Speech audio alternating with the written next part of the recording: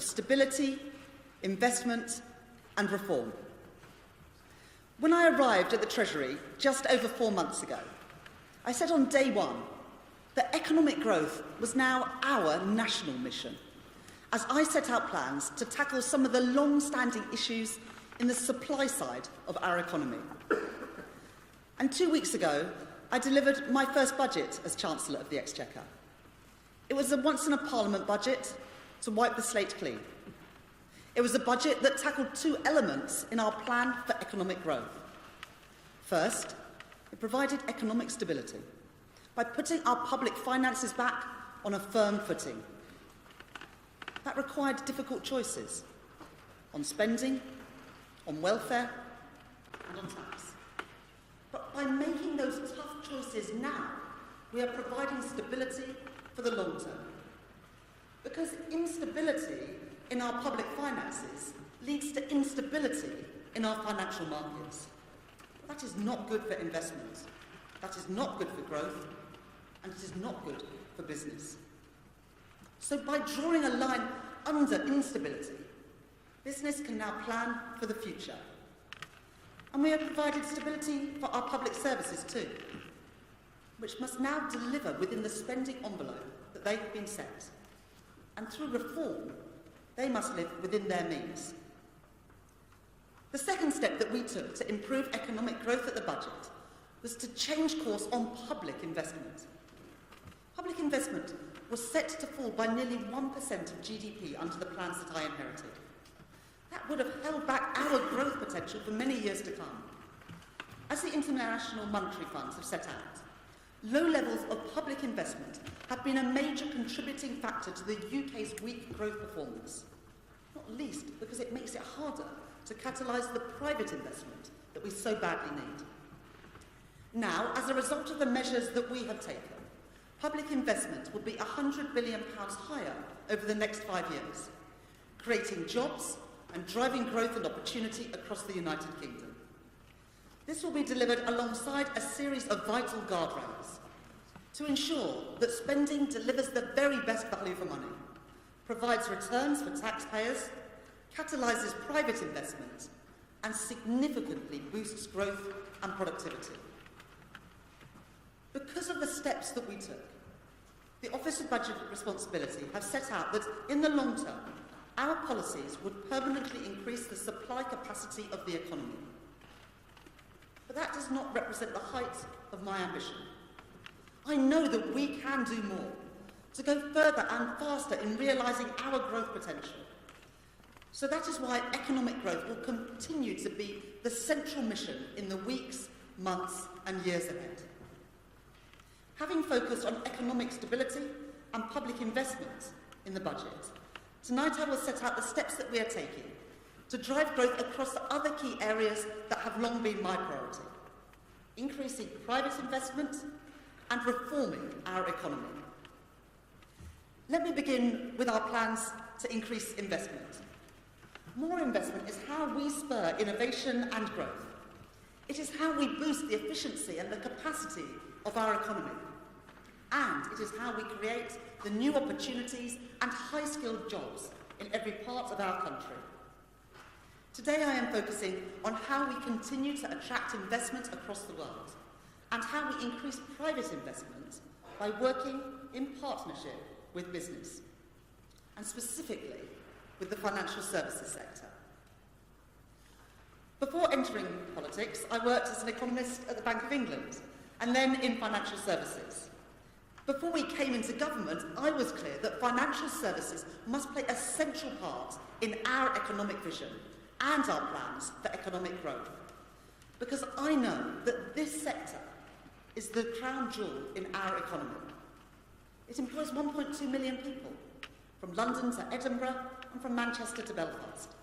It is one of the country's largest and most productive sectors, accounting for 9% of our economic output. And it is a global success story, as the Lord Mayor has said. We are the second largest exporter of financial services in the G7. But we cannot take the UK's status as a global financial centre for granted. In a highly competitive world, we need to earn that status, and we need to work to keep it. I have been determined to do just that since becoming Chancellor.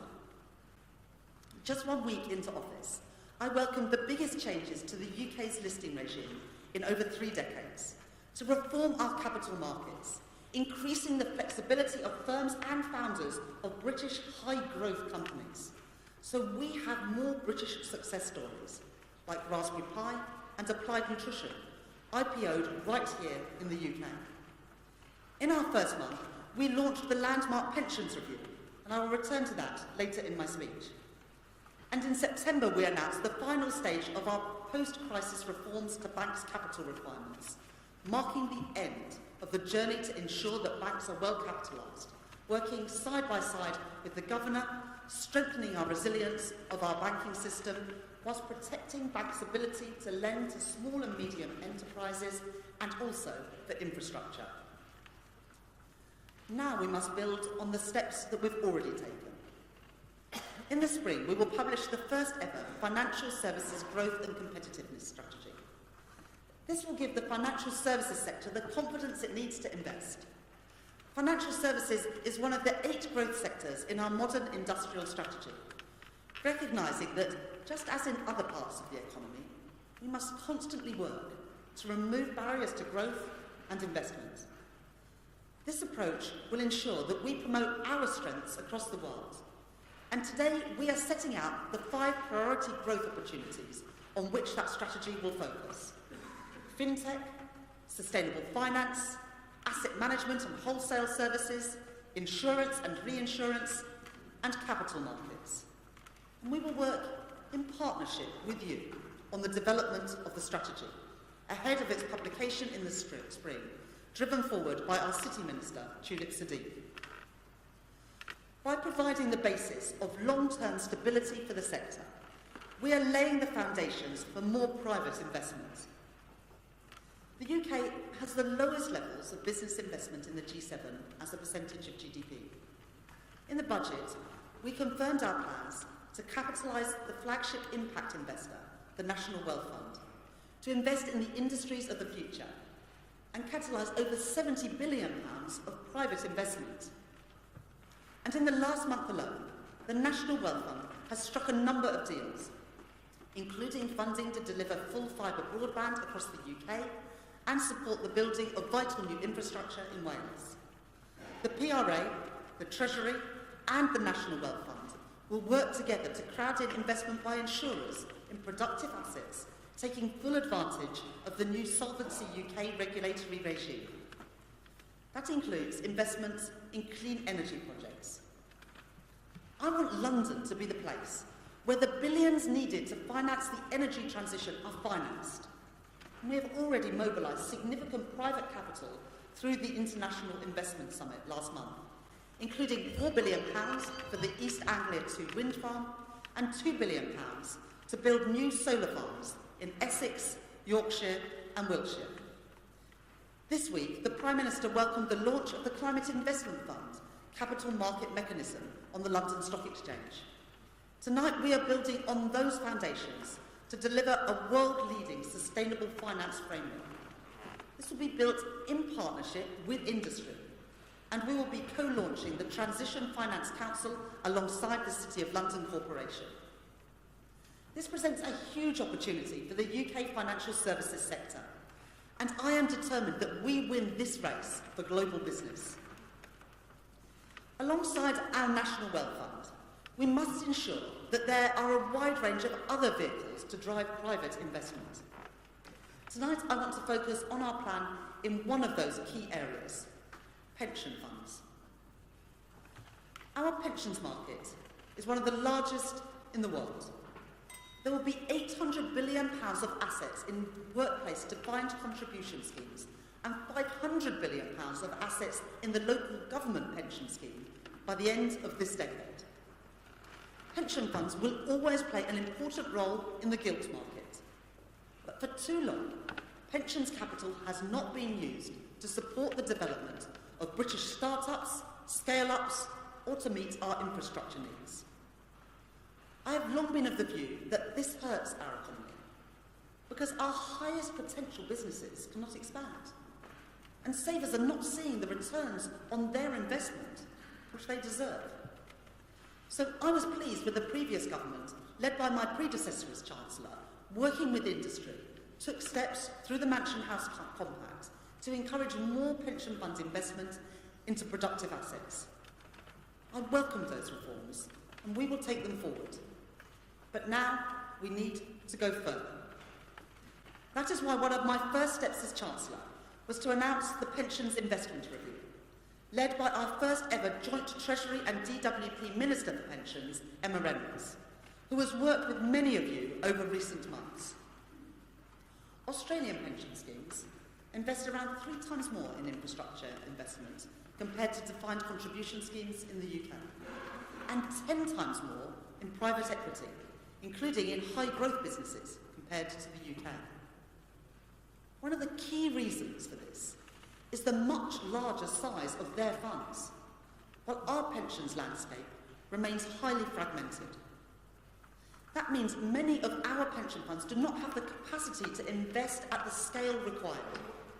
And more often than not, it is Canadian teachers and Australian professors reaping the rewards of investing in British productive assets through their pension schemes, rather than British savers. That's not good enough, and we need to change that. So tonight, we are publishing the interim report of the Pensions Investment Review.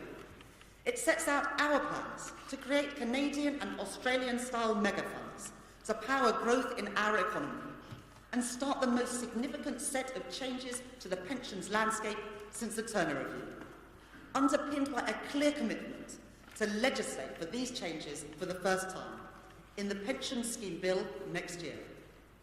We will deliver a significant consolidation of the defined contribution market to enable schemes to deliver better saver outcomes while investing to support growth. And we will legislate on measures to consolidate the local government pension scheme, one of the largest pension schemes in the world, and require that the 86 local government pension scheme administering authorities consolidate all of their assets into 8 pools. These reforms will deliver real change in our economy through consolidation of the DC market and the local government pension scheme into mega funds. Previous domestic and international experience suggests that we could unlock around £80 billion for investment in private equity, including exciting growth businesses, and in vital infrastructure projects, including transport, energy, and housing projects here in the UK. We will take a more proactive approach to working with investors to ensure that capital is directed to the UK's biggest growth opportunities. We are creating NISTA, and we will publish a 10-year infrastructure strategy to ensure that there is a pipeline of projects to attract that investment. We have established a new Pathfinder British Growth Partnership to crowd in institutional investment into venture capital funds and innovative businesses here in the UK. This work is already making an impact.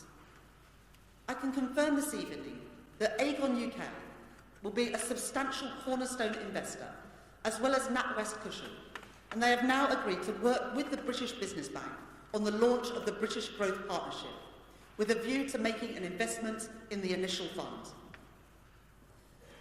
The final area I want to focus on when it comes to investment is the importance of looking internationally.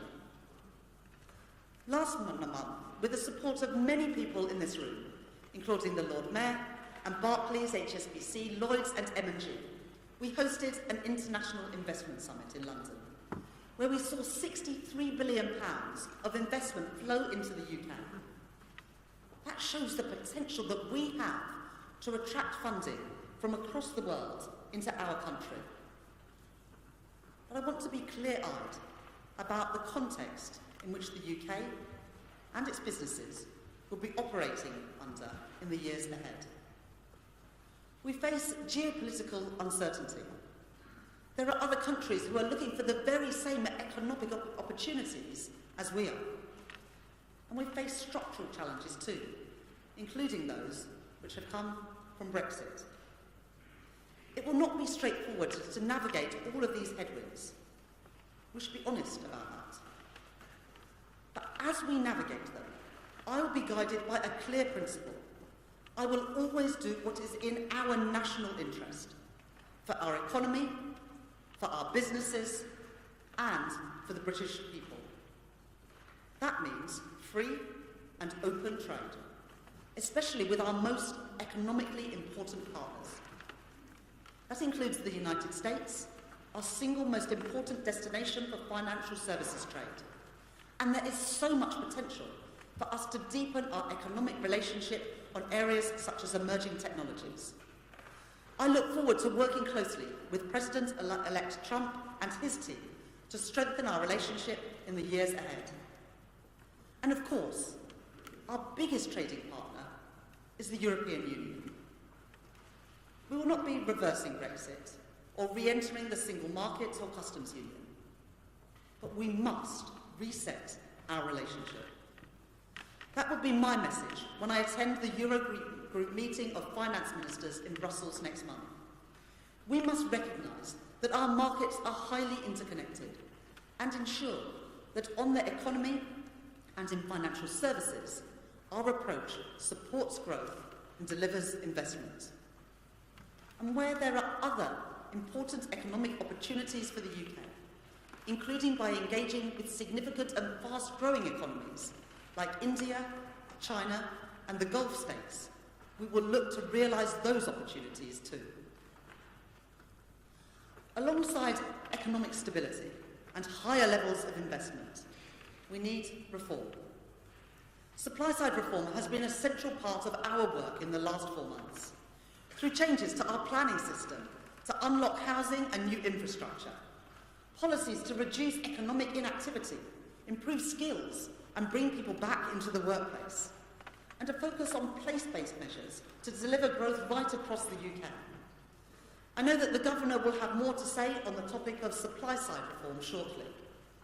Tonight, I want to build on the work that we have done, which puts reform at the heart of this government's agenda. First, I am clear that this must include reform of our public services. In the budget, I set out our future spending plans to ensure that our public services have the investment that they need for the years ahead. That additional investment comes with a clear expectation of better value for money and higher productivity. As the Secretary of State for Health said yesterday, taxpayers welcome the additional investment we put into the NHS, but they worry that it won't be spent well. So reform will be a central focus of the second phase of the spending review right across government. We will use digital technology more effectively. We will focus on prevention to manage pressures in the system. We will join up services across government to increase efficiency and to bring costs down. And we will harness the knowledge and expertise of business leaders as we do so that we can ensure that we bring the best ideas into government from beyond Whitehall too. Alongside this, we need economic reform to unlock the full growth potential of our economy. Our approach to regulation is a critical part of that. As the Prime Minister has already set out, the key test for regulation is whether it will make our economy more dynamic and more competitive. So we will review the strategic guidance that we give to the CMA and to other major regulators to underline the importance of growth. That includes our financial service regulators. It was right that successive governments made regulatory changes after the global financial crisis to ensure that regulation kept pace with the global economy of the time. But it is important that we learn the lessons of the past. These changes have resulted in a system which sought to eliminate risk-taking. That has gone too far, and in places it has had unintended consequences that we must now address. Let me set out some examples. First, while the senior managers and certification regime has helped to improve standards and accountability, some elements of it have become overly costly and administratively burdensome.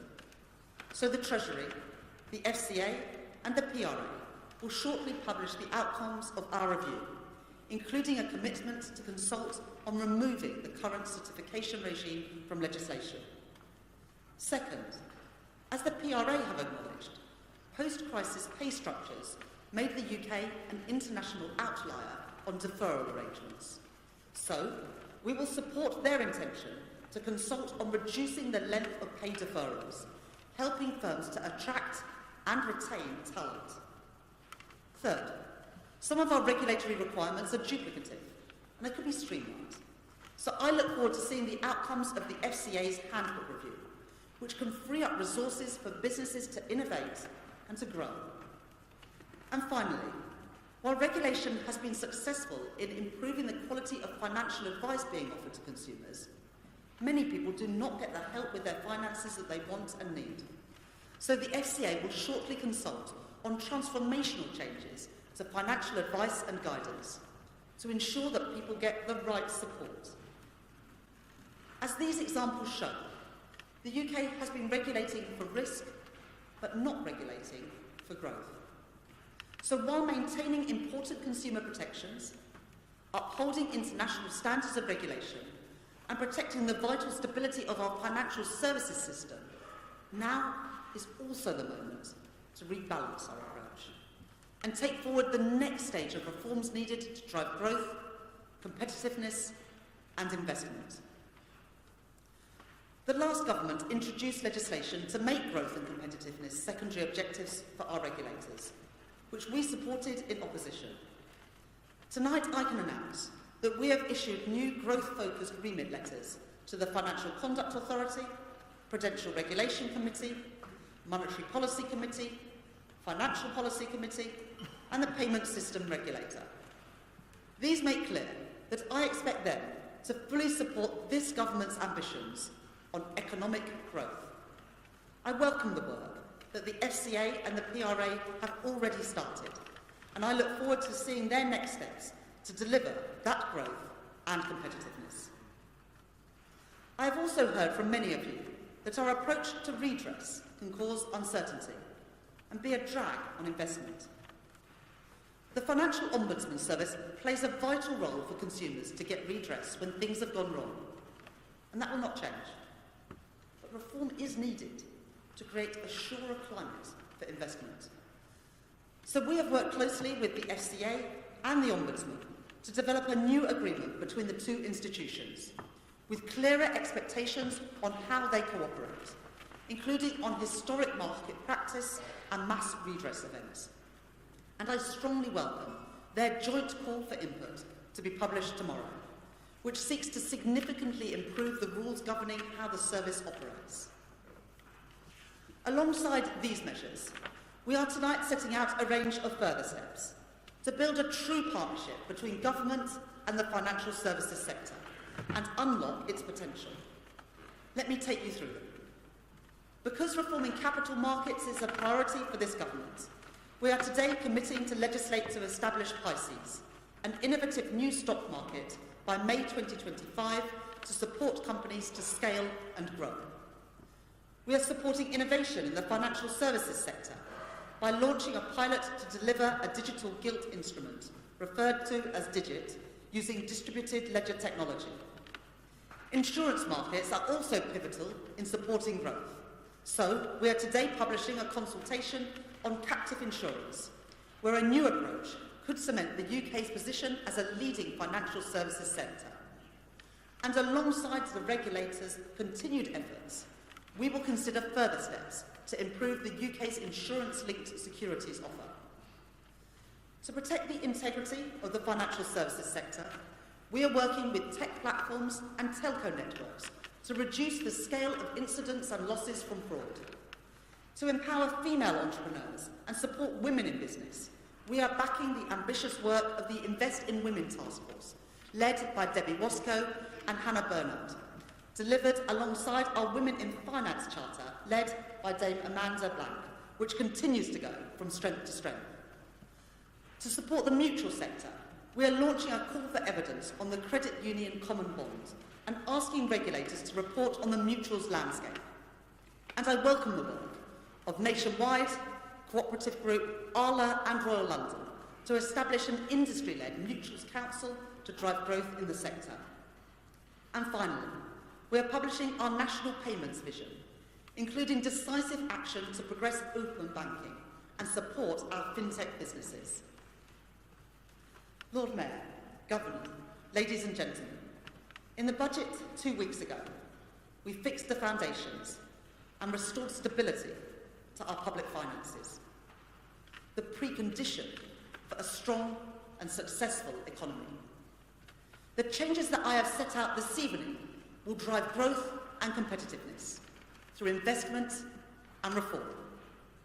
A long-term strategy to harness the strengths of our financial services sector, making the UK a global leader in sustainable finance, reducing uncertainty by developing the right approach to redress, reinvigorating our capital markets by unlocking private investment through our pension funds, and reforming our approach to regulation to make it more dynamic and the sector more competitive. Taken together, these measures represent the most pro-growth financial services package since the financial crisis, because we cannot rest on our laurels. Where we have strengths, we must build on them. Where we have weaknesses, we must address them. And in everything we do, we will work together, with you, in partnership, because that is what our country needs to prosper and to grow. Thank you very much.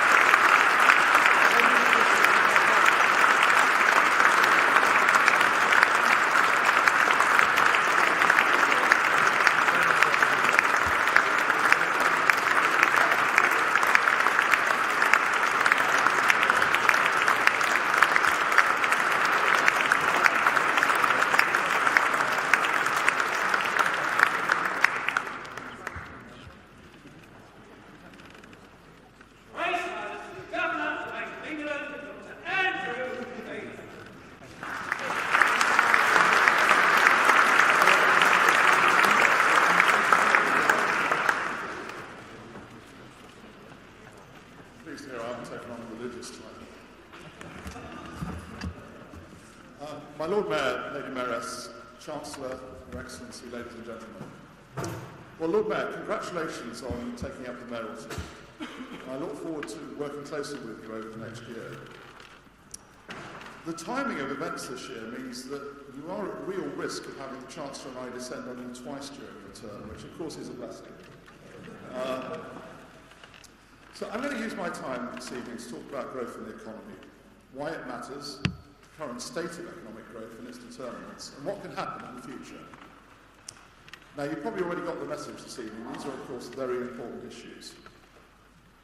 So I'm going to start with a little bit of scene setting and context. Our decisions at the Bank of England on monetary policy require us to assess the consequences for inflation of the pressure at the given time on the resources of the domestic economy. And that pressure reflects the balance between demand and supply in goods and services and in the labour market. And we can't just look at actual output and employment and their growth. We have to compare those actuals with a measure of the potential of the economy, the productive potential of the economy to supply. This way we can assess the utilisation of resources, but we can't actually directly observe that productive potential. It has to be estimated, and from that we can produce an assessment of the degree of slack and spare capacity in the economy. Now, this is crucial for the MPC when we assess inflationary pressures in the economy. But of course, the overall significance of this goes much beyond that. Because as well as being the speed limit for how quickly the economy can grow without causing upward inflationary pressure, it also determines the growth of wealth in the long run and is critical in many aspects of public policy, including fiscal policy. So what determines that potential supply? Well, in the shorter term, it's the supply of labour and productivity, the efficiency of the use of the inputs. But in the medium to longer term, it's structural factors such as the population size, the rate of innovation, changes in education, changes in skills. So that's it for theorising, and I hope this much makes the point that growth in the economy matters. So the next question is, why does it matter now? And what's been going on? Now, there are almost, needless to say, lots of facts and figures that could be put forward at this stage. I'm going to stick to the bare minimum. And the bottom line, I'm afraid, is it isn't a very good story. So I'm going to give three figures for three time periods. The average annual rate of growth of potential supply in the UK economy, and the contribution to that growth rate of productivity and of labour supply. So from 1990 to 2008, the average annual potential growth rate was 2.6%. Productivity contributed 2.2 percentage points of that, and labour supply the other 0.4.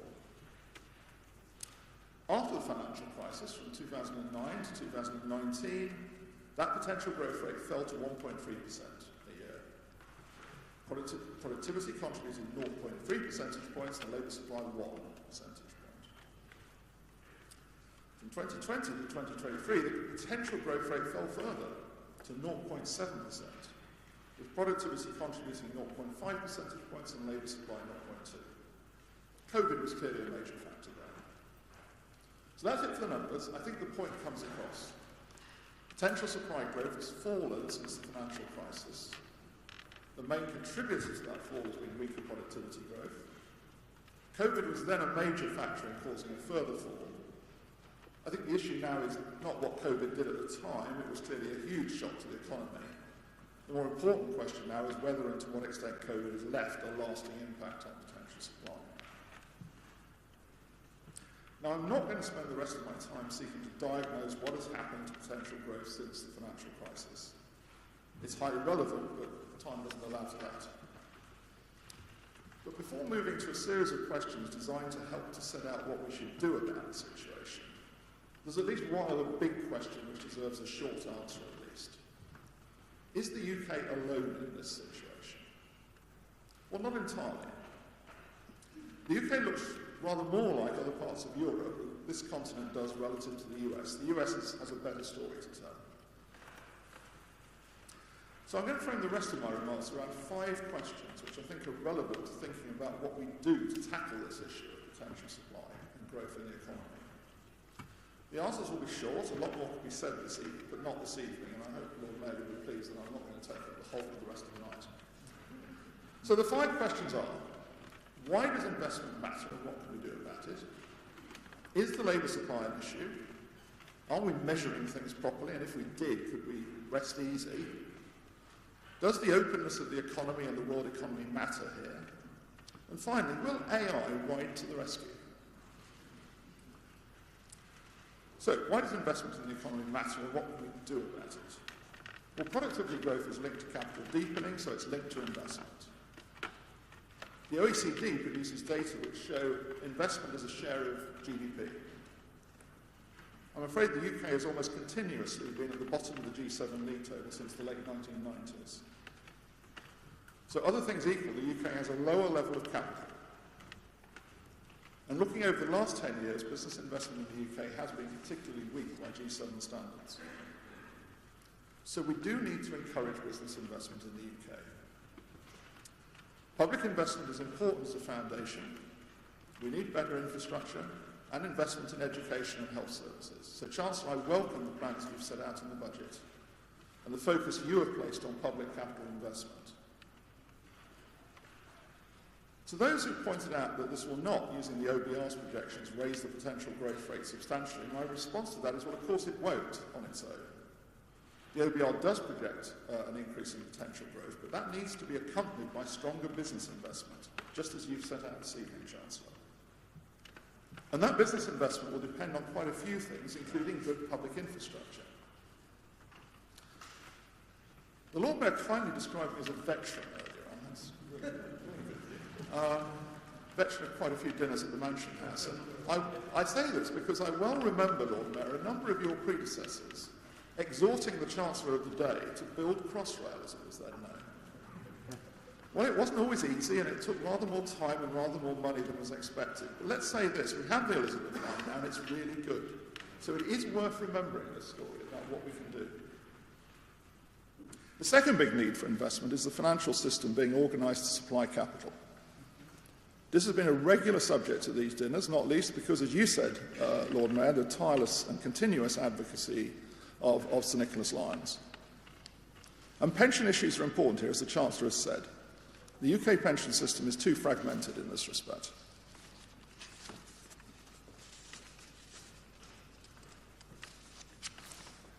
Chancellor, I want to thank you for the work that you and Emma Reynolds are leading here, and you have set out this evening your plans. It is, I'm afraid, heavy lifting, and a lot of it. But you will have and must have all of our support. And as I've said recently, as well as addressing fragmentation of pension funds, we have to encourage investment in the real economy. Requiring or trying to compel investment is not the answer, but saying that cannot take the issue off the table, far from it, as you have very rightly said. And as the Lord Mayor has said, the City has an important role to play here in working to help to solve this issue. So the next question is labour supply. Is it an issue? Yes. Because it is, along with productivity, the main determinant of potential supply in the economy and growth. In the medium to long term, the dominant influence here is likely to be the ageing population. The UK is very far, of course, from being alone in this respect.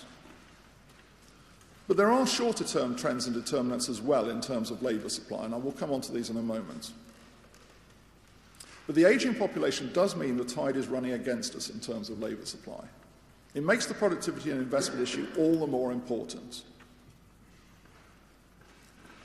And I will say this, that when we think about broad policy on labour supply, the economic arguments really must feature in that debate. So the third question is, are we measuring things properly and does it matter?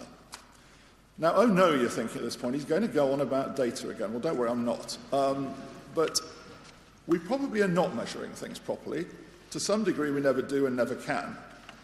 But we can't fall back on the measurement issue and assume the thing away. There are three main areas of measurement, and all of them have issues: the overall size of the economy, the amount of investment, and the labour force. Now, the economy is actually probably bigger than we think it is. Why is that? Because we're not very good at measuring intangibles, and these are the new economy, after all. The ONS is going to include the value of data as an asset in the overall size of GDP in the next few years. And that makes sense, and it's probably worth a percentage or two on GDP, so don't turn it down. Likewise, on investment, we don't measure investment in intangibles very well, and this is the growth area, if you think about IT. But I'm afraid there's little reason to think this will vault the UK up the league table of investment. It will probably mean all boats get lifted a bit. Finally, there's the labour force. Oh dear, the travails of the labour force survey are now quite well known. It's a substantial problem, and not just for monetary policy, when we don't know how many people are participating in the economy. Now, it would help if across the country we were better at answering the phone when the ONS call up. I have to say, I do struggle when my fellow central bank governors ask me why the British are particularly bad at this, and I don't have a very good answer to it. But the bank, alongside other users, including the Treasury, continue to engage with the ONS on efforts to tackle these problems and improve the quality of UK labour market data. So measurement is an issue, but it doesn't take away the need to raise potential supply and growth in the economy. Question 4. Does the openness of the economy matter for potential supply? Yes. Openness to trade in goods and services affects productivity by facilitating competition, innovation, and specialisation. There's a strong, positive relationship between openness to trade and foreign direct investment and productivity. And we can thank Adam Smith and David Ricardo for some of the earliest insights on this area. It's not new.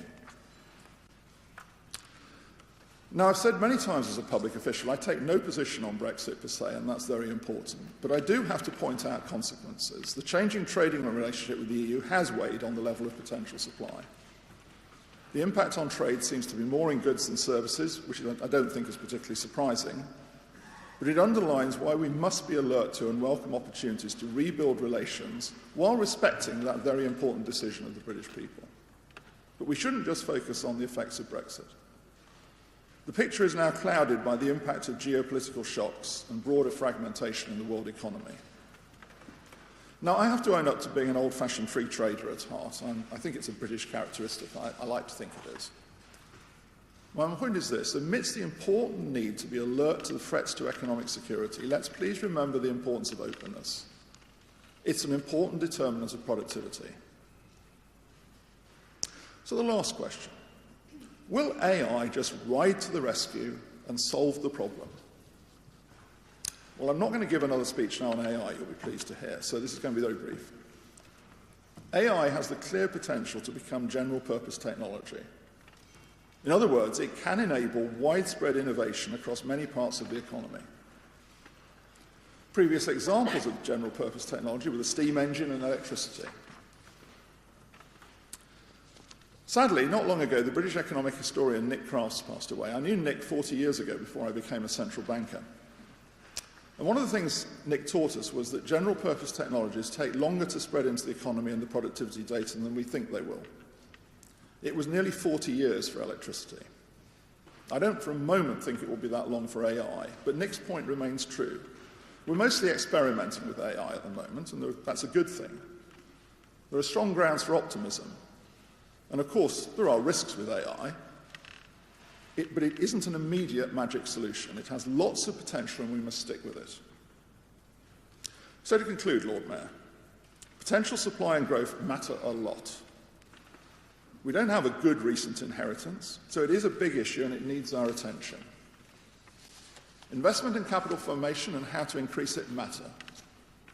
So does labour supply in the face of an ageing population and an immediate question of participation. We can and should measure things better, and we could try answering the phone when the ONS call up. We must do what we sensibly can to preserve safe openness of the economy. AI has a lot of potential to change the picture, but don't expect that change to come very quickly. That would not be the right assumption. But let me finish by saying these are very important issues for the growth of the economy and the well-being of our society. Now, when it comes to well-being, I have one thing left to say, and that's a toast. And it's a toast to the Lord Mayor and the Lady Mayoress. Lord Mayor, Lady Mayoress.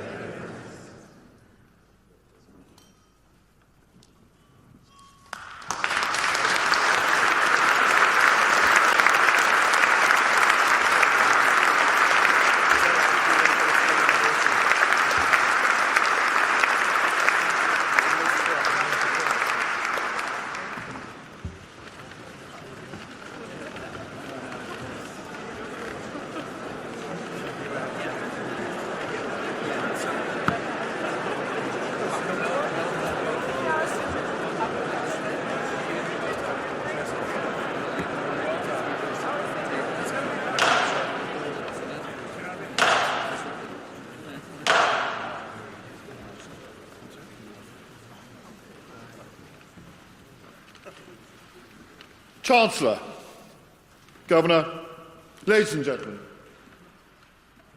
I'd like to say thank you very much indeed for the Governor for his wonderful words. I'm very grateful to you. I'd like to say thank you also to the Chancellor for her speech. Delightful to hear that. I can promise you all that my mayoralty will be an extraordinary high-energy mayoralty in order to try and push some of the ideas of growth that all three of us have been talking about today. I'd very much like to be thought of as the cheerleader-in-chief for the City of London and the financial and professional services sector. And Chancellor, I do think that the growth that you see can come from the city. The great idea is that our buildings are already built, the people are already trained. We just need confidence. And I think that we need to try and promote that confidence in everything that we do. I'd like to thank all the staff who very kindly looked after us during the course of this evening. I think it's been a really wonderful evening. Thank you very much indeed to the wonderful staff.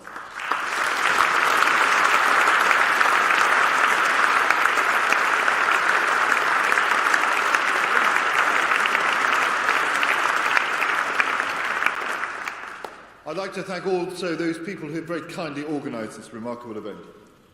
Can I please now invite everyone to join us here in the salon, just through the doors here,